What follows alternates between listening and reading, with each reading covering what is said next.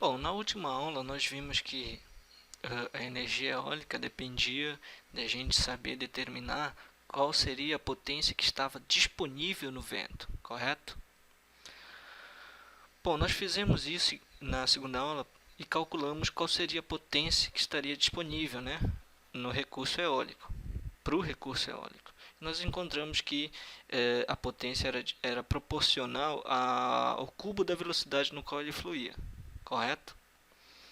Bom, nessa aula que nós vamos fazer é identificar qual seria a potência que a gente poderia de fato extrair dessa quantidade de energia no vento aqui, correto? Para isso a gente vai trabalhar sobre esse diagrama que eu desenhei aqui, que a gente está vendo basicamente o seguinte: aqui é o processo de montante e aqui o de jusante, tá? Bom, isso aqui é para identificar basicamente o seguinte, que a gente não tem como extrair 100% da energia do vento. Por quê? Porque o próprio processo ele implica em perdas. Imagine uma turbina, certo? Uma turbina, como é que ela funciona? Um gás, um fluido em alta velocidade e alta pressão se expande na turbina, transfere momento, né? Parte da transferência de momento que ele estava carregando é transferido para a turbina, ela gira, certo? No movimento de rotação. Esse movimento de rotação, então, vai girar um eixo, produzir um torque e mover, então, um gerador elétrico para gerar energia. Mas, obviamente, isso aqui não é um processo 100% eficiente, porque existem as perdas. Essa expansão na turbina, ela implica que você tem um fluxo de saída aqui, ó, com velocidade V3 a jusante, que é menor, e a pressão também aqui é menor do que V1, correto? Mas o que é transferido para a turbina a gente vai chamar de V2, é a velocidade com que o vento V2 é a velocidade não do giro da turbina, mas a velocidade que o vento alcança imediatamente ao atingir a turbina, correto? Esse aqui é o eixo da turbina. Muito bem.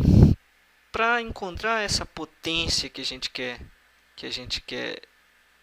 conhecer, a potência extraída pela turbina, a gente vai fazer alguns cálculos.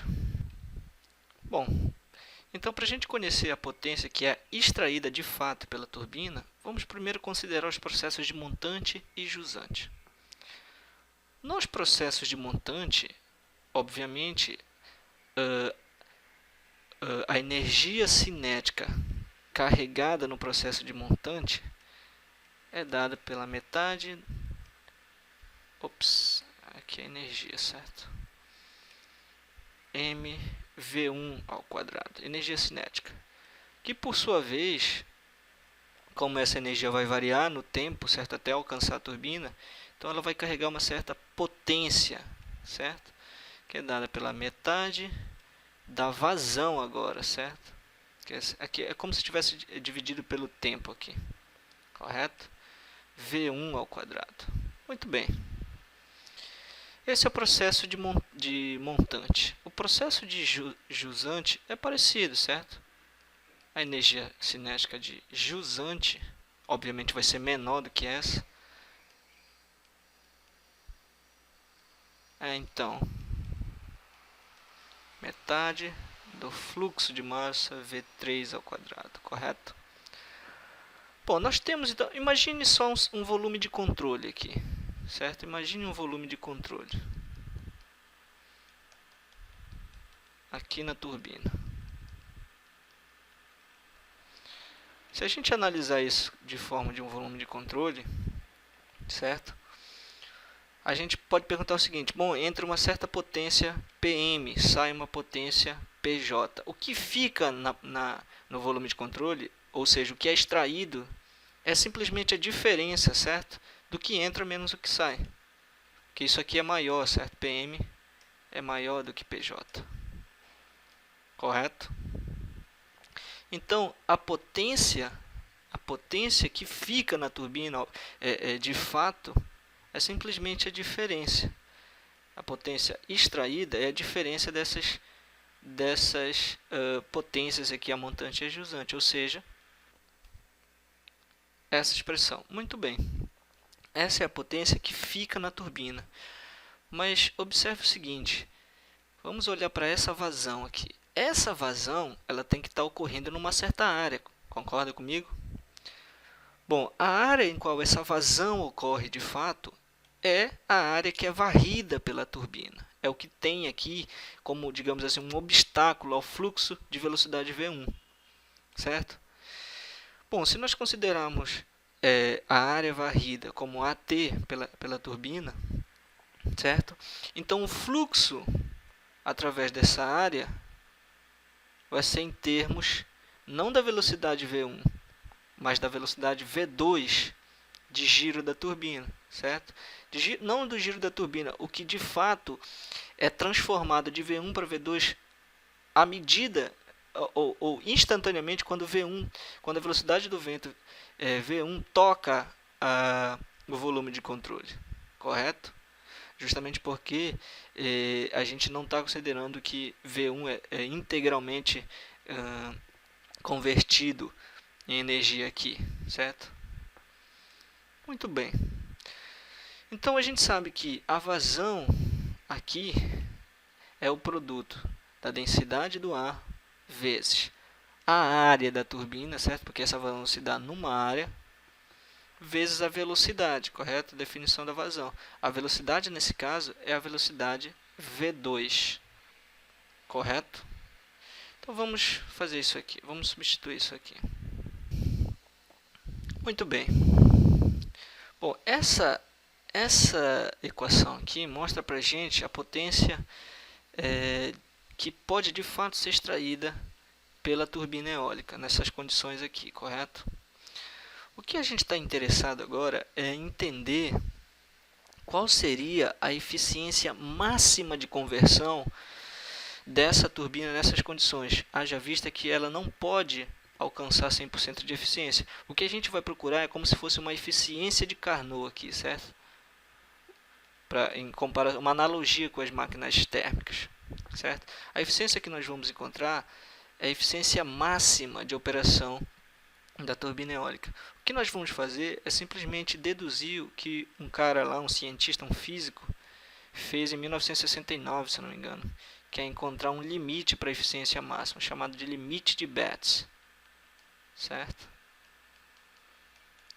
Bom, esse limite aqui de Betz, ele é deduzido conforme nós fizemos até agora. Só que a grande sacada do Betz foi fazer uma suposição razoável até de que a velocidade na secção do rotor, esse V2 aqui, ó, ele era dado simplesmente pela média, certo, das velocidades de jusante e montante, certo? É uma suposição razoável, tudo bem? Mas há uma demonstração formal para isso com base no um teorema da mecânica dos fluidos conhecido como teorema de Rankine-Freud. Tá? Certo? Então, esse teorema ele fornece uma base lógica para essa suposição do Betz. Mas eu não vou entrar em detalhes sobre isso.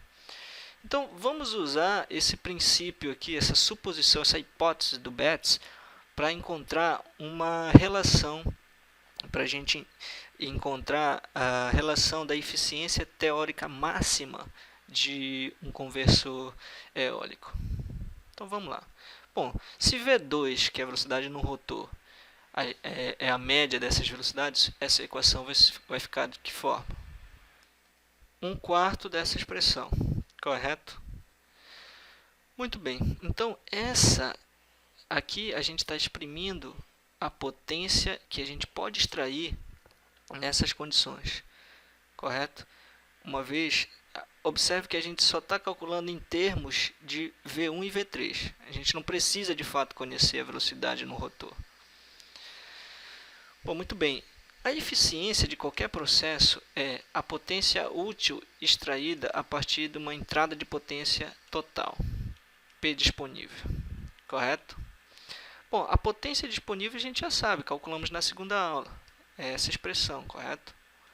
Muito bem. Então, a eficiência de conversão,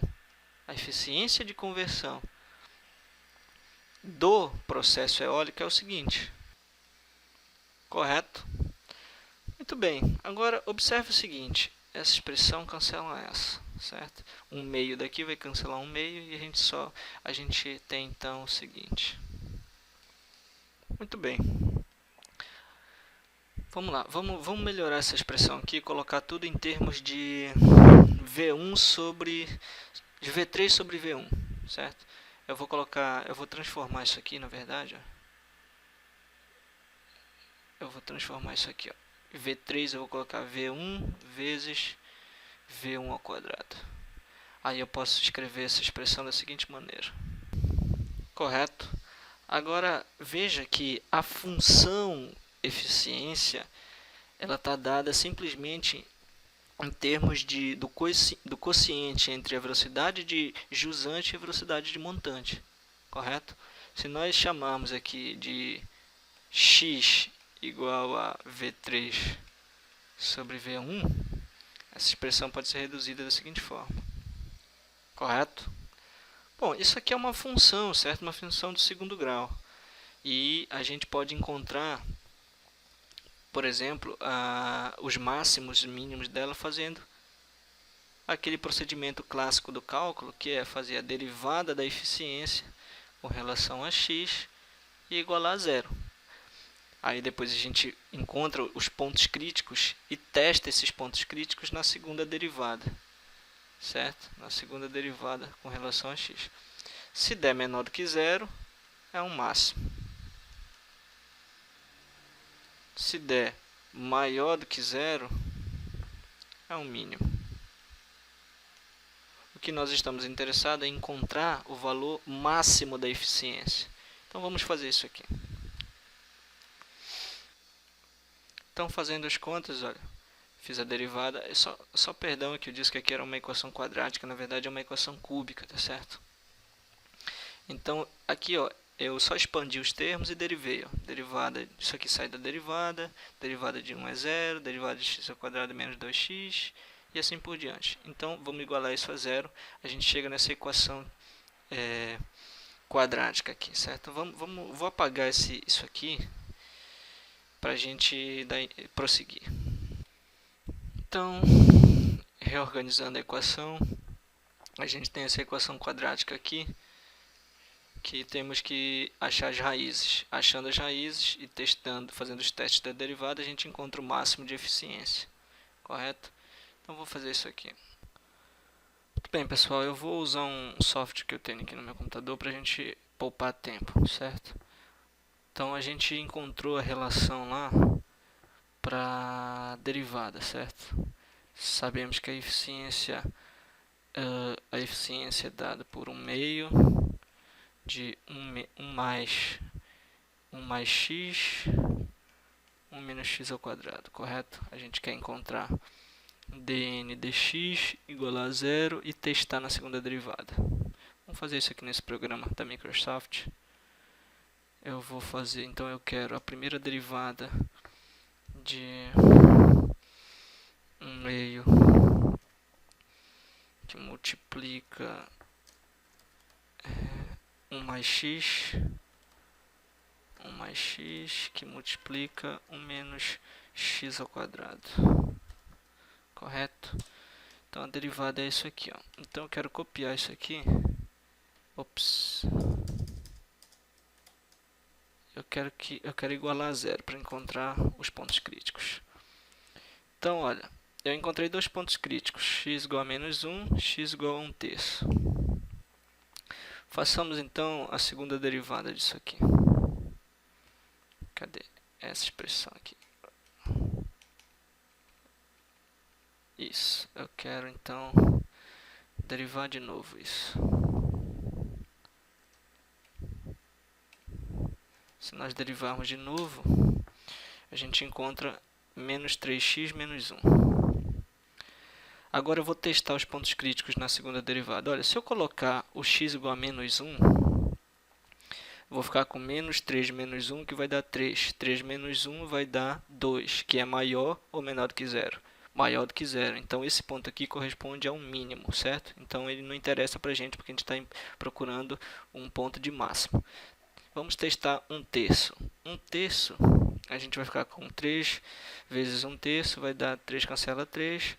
Então, você vai ficar com menos 1 menos 1, que é igual a menos 2, que é menor do que zero, portanto, é um máximo. Então, 1/3 é o valor que corresponde ao máximo na função da eficiência, certo?